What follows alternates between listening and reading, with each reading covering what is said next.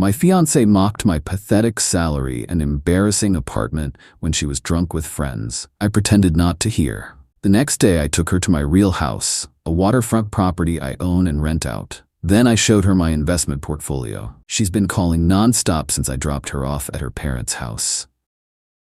I should probably start by explaining why I lived in a modest apartment despite owning significantly more valuable property. My grandfather built a successful construction business from nothing.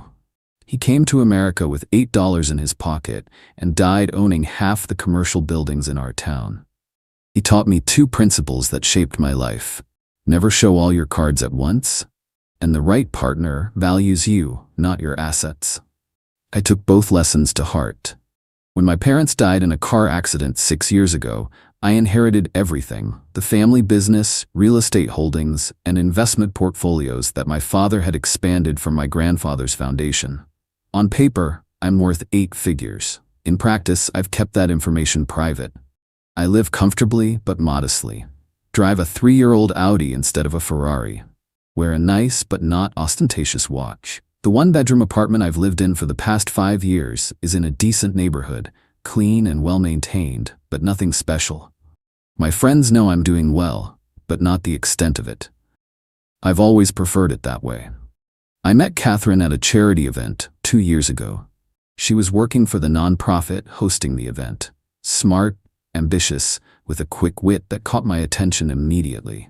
Our first date was coffee, then dinner the following week. Things progressed naturally from there. When she eventually saw my apartment, she seemed slightly surprised but didn't comment directly. Later, she admitted she'd expected something more impressive, given my position as owner of a construction company. I explained that I preferred to keep things simple, that I believed in living below my means. She seemed to accept this, even admired it as refreshingly unpretentious. 8 months ago, I proposed. She said yes. We began planning a fall wedding. Everything was perfect until last Saturday night. Catherine was hosting a girls' night at her apartment. I was supposed to be out with my friends, but my plans fell through. I texted her that I might stop by later to say hello. She replied with a thumbs up. Around 10 p.m., I arrived at her building. I could hear laughter from her third-floor apartment as I climbed the stairs. Her door was slightly ajar. They'd probably been going in and out to smoke on the balcony. I was about to knock when I heard my name. "So what does Richard actually do all day?" one of the voices asked. Jessica, Catherine's college friend. "Like he owns the company, but does he actually work?" Catherine's laugh was loose, relaxed, the way she sounds 3 glasses of wine in. "Honestly, I have no idea. He goes to meetings, checks on job sites, but his father built the business, not him. And he lives in that tiny apartment. Why? Is he just super cheap?" Another voice, Melissa, Catherine's co-worker. "God, it's embarrassing," Catherine said. "When he first took me there, I thought it was some kind of joke, like he was going to say, 'Just kidding,' and take me to his real place." They all laughed. "I mean, he makes what, $80K a year?" Jessica again. "He won't say exactly. Probably doesn't want to admit how pathetic it is. The company barely stays afloat. His dad's old clients keep them in business. He could sell it, but he's too sentimental." I stood frozen outside the door. We discussed my business, of course. I'd been honest about running the company my father built, but I'd been deliberately vague about the financials. Not because the business was struggling, it had quadrupled in value under my management, but because I wasn't ready to reveal everything. The conversation continued. "So why are you marrying him?" Melissa asked. "You always said you wanted security." There was a pause. I found myself holding my breath. "He's nice," Catherine said finally. "Stable. And the construction company has potential if he'd just be more aggressive with it. Plus, his family built half the commercial district. There must be some inheritance or property somewhere he doesn't talk about." "So you're banking on hidden assets?" Jessica laughed. "Not banking on it, but it wouldn't surprise me. And anyway, I can help him make something of the business. He needs someone with actual ambition." "If you say so," Melissa said skeptically.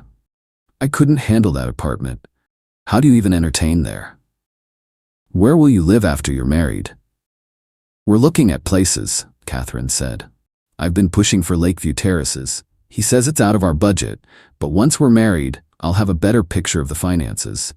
I'm sure there's more than he lets on. I'd heard enough. I silently backed away from the door and left the building. Walked around the block several times, processing what I'd heard. Then I texted Catherine. Plans canceled earlier than expected, but you guys sound like you're having fun. Don't want to interrupt. See you tomorrow. Her reply came quickly. Oh, wish you'd come by. See you tomorrow, babe. I went home to my embarrassing apartment and made a decision. The next morning, I picked Catherine up as planned for what she thought was a brunch date. She was slightly hungover, but in good spirits. No mention of last night's conversation, of course. Change of plans, I said. There's something I want to show you before we eat. She raised an eyebrow but didn't object. 20 minutes later, I pulled into the driveway of a 4,500 square foot waterfront home with floor-to-ceiling windows and a wraparound deck. Whose house is this? She asked, taking in the luxury SUV in the driveway and the manicured lawn. Clients of yours? Mine, actually, I said casually, punching a code into the security gate. I've owned it for about 5 years. She stared at me, then at the house, then back at me. What are you talking about? I own this house. I rent it out to a surgeon and his family. They're away this weekend, so I thought I'd finally show you. Her expression was priceless. Confusion, disbelief, then the dawn of realization. You own this place? But you live in a one-bedroom apartment. Yes. I parked in front of the 3-car garage. Would you like to see inside? The tour took 20 minutes. Every feature, the gourmet kitchen, the home theater, the primary suite with its absurd bathroom, the dock with space for a 40-foot boat, seemed to render Catherine more speechless. She trailed behind me, occasionally touching things as if to verify they were real. Finally, in the book-lined study overlooking the water, she found her voice. Richard, I don't understand. Why would you live in that apartment if you own this? This is an investment property, I explained. It generates income. I own 7 others like it. 7? She whispered. Well, not exactly like it. Each property is different. I have commercial buildings as well, 4 downtown, 1 in the University District, and a small apartment complex on the north side. She sank into one of the leather chairs, her face pale beneath her makeup. How much are you worth? I didn't answer directly. Instead, I opened my laptop, logged into my investment account, and turned the screen toward her. Her eyes widened as she saw the number, 8 figures, not counting the real estate holdings. This is separate from the construction company, I clarified, which, by the way, has tripled its commercial contracts in the past 4 years and is anything but barely afloat. Her head snapped up, eyes suddenly wary. What do you mean? I heard you last night, I said quietly. At your apartment. The door was open, and I was about to knock when I heard you talking about my pathetic salary and embarrassing apartment, about how you'd help me make something of my family's business. The color drained from her face. Richard, I was drunk. The girls were pressuring me. I held up a hand. The interesting thing is, you weren't wrong about there being assets I hadn't disclosed. You were just wrong about why. I closed the laptop. My grandfather taught me to never show all my cards at once and to make sure any partner valued me, not what I owned. Of course I value you, she protested, tears forming. This doesn't change anything. It changes everything. I interrupted, my voice still calm. You see, I've been considering whether to sell this house. The couple renting it is interested in buying. Now I know I should, but not for the reason you might think. She looked confused. I should sell it because you know about it now, I explained, and I prefer to own things you don't know about. The full impact of what I was saying hit her then. She stood up shakily. You can't be serious? You're breaking up with me because of some stupid drunk comments?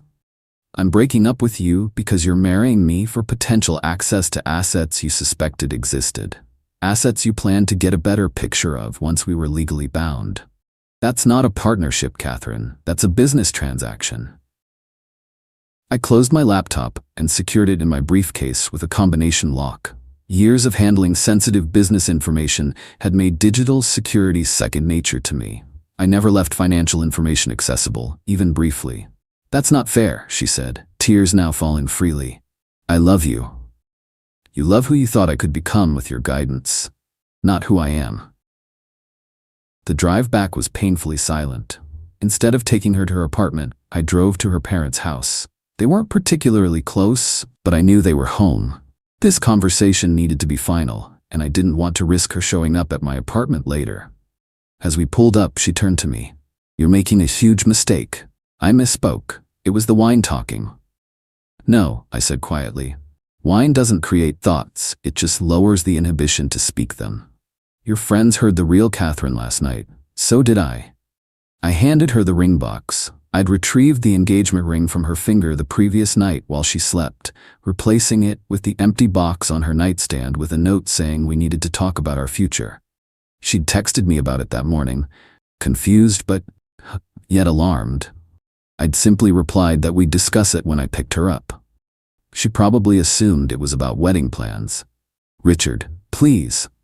I'll have your things from my apartment packed and sent here. Anything I've left at your place, please donate. You can't just..." Goodbye, Catherine. That was yesterday. Since then, my phone has logged 47 calls and 36 text messages from her. Emails, voicemails, DMs on every platform we're connected on. I haven't responded to any of them. Her messages have evolved predictably. Anger, "You manipulated me." Bargaining, "We can work through this." Rationalization, "I was just trying to impress my friends." And now, desperation, "Please give me another chance." She showed up at my office this morning. My assistant, who knew we'd broken up but not why, politely told her I was unavailable. She waited in the lobby for 3 hours before security finally escorted her out. Part of me feels cruel. The rational part knows this is for the best. A foundation built on such fundamental deception couldn't support a healthy marriage. I've canceled the venue and notified the key people involved in wedding preparations. Most have been understanding. Some, primarily her friends, have texted angry messages. Apparently, I've humiliated her. Perhaps I have, but I'd argue she humiliated herself. Last night, I sat on the deck of my waterfront house. The surgeon and his family won't return until next week, watching the sunset and reflecting on my grandfather's wisdom. The right partner values you, not your assets. Catherine failed that test spectacularly. This morning, I spoke with a real estate agent about listing my apartment. Time for a change of scenery. Not to display wealth or status, but because there's no longer a reason to maintain the test.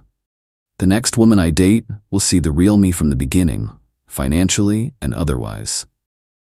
The irony isn't lost on me that Catherine was right about one thing. There was more to my finances than I let on. Just not for the reasons she assumed, and certainly not for her to access and direct. My phone buzzes with another call from her. I silence it and turn back to the water. Some lessons are expensive.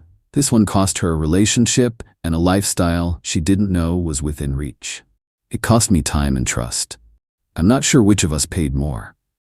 Edit, this blew up more than expected. Some clarifications based on comments. 1. Yes, I probably should have been more transparent about my financial situation earlier. I recognize that keeping this information private for so long wasn't entirely fair. The apartment wasn't a test. Originally, it was where I lived when my parents died, and I stayed partly from inertia, partly from desire for privacy. 2. Several people have asked if there were red flags before this incident. Looking back, there were subtle indicators. Her pushing for expensive restaurants when I suggested more modest options, comments about upgrading my wardrobe, suggesting I needed to be more aggressive in business without understanding our strategy or market position. 3. No, I'm not just looking for a woman who doesn't care about money. Financial compatibility is important. What I want is someone who values financial responsibility, who can discuss money openly without seeing me as an ATM or a project to be managed. 4. To those saying I overreacted, perhaps. But remember, this wasn't just about her being embarrassed by my apartment.